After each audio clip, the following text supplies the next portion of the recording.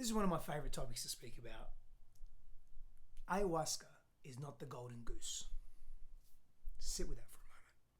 I'm going to go a little deeper. And I'm not just referring to ayahuasca.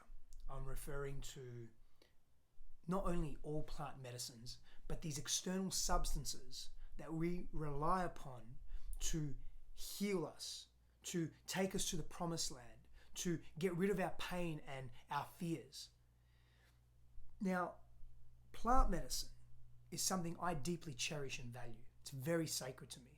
And it's something that, it's medicine to me. It's a sacrament.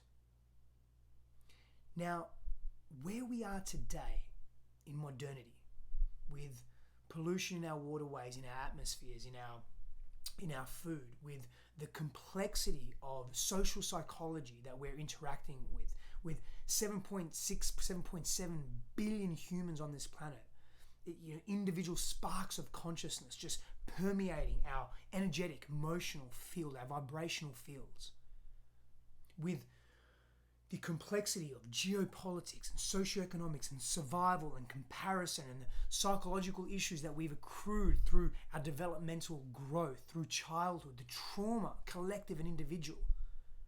And the world that we simply live in today, the fast nature and the fast-paced nature of our world, the degradation of our earth, some based on human contribution and the other degradation part of earth life cycles. We're living in pretty intense times. We carry a great deal of suppressed intensity. The advent of language, of the development of our prefrontal cortex. Like, we're in different times to where we were thousands of years ago, or a few hundred years ago. The earth is different. The landscape is different.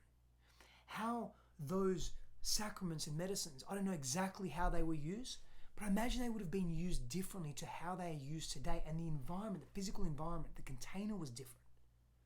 And so we have to proceed with caution. We go into these ceremonies. We disappear into Peru, we disappear into Mexico or somewhere else, and we go in for 2 weeks or 3 weeks or 4 weeks, depending on the sacrament, or even a few nights or whatever it may be, and we journey deep. And sometimes the shamans are legitimate. Their lineage is legitimate. It's genuine. They are well practiced, well versed. They are connected spiritually, culturally to the sacrament. And there are other times where there are charlatans that are taking you through these profound, intense medicine journeys that can create schisms in the psyche, that can damage your neurological structure, that can hurt you, that can take you into an experience too much, too soon, too fast. That is trauma. And when the body experiences that level of trauma, reliving trauma, too much, too soon, too fast, if you quote unquote survive that and you're able to continue functioning cognitively, quote unquote normally after that, the ego, the part of you that identifies with the world, can have such a massive shock from that too much, too soon, too fast, the revealing of that truth, of the capital T truth, even smaller, lower T truths to you, that your ego's not ready for that. You haven't titrated, you haven't pendulated through. That means you haven't approached this slowly. You've just gone bang, jumped into the deep end. Now, flooding can work, but that level of intensity, not always, and it's too much, too fast, too soon for most people, for most of us, especially if we've experienced extreme trauma and we're not in a facility or proper care or an environment or surrounded by people that know, that are connected to source, that have skills with the mind and navigating the complexities of our psyche and our emotional bodies and our spiritual selves. Now, too much too soon, that ego says, whoa, we are not ready for this. And what happens is the ego meets that level of trauma that's being activated again, or coming through vision or somatically through the body, or however it's interpreted. It meets that trauma with the same level of intensity and says, no, F you. I am not going to address this right now, and I cannot. And the ego gets bigger and bigger and bigger.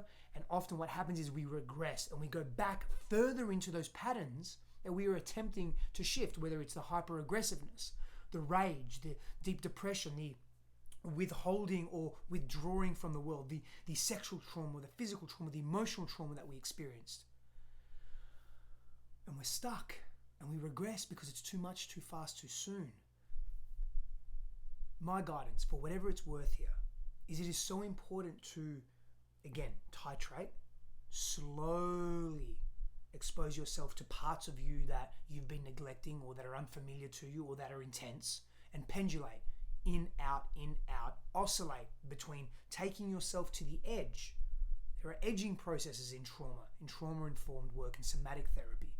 We take ourselves to the edge and we're looking at the trauma per se, but then we pull ourselves back when it's too much, and we have processes, techniques, modalities to get into our bodies, to get into the present moment, so we are not so scared and then react from that fear. And so I urge you, I'm not here to tell you do or do not do plant medicine. Proceed with caution. Proceed with reverence for yourself, for your journey, for your past experiences, for the sacrament itself, for the process, for the shaman or the shamans, for the place, the land where you go. I think we're a little disconnected. Not always, but we're a little disconnected from this process. And it is up to us, it's our responsibility to assume that level of ownership, to then take that into the world.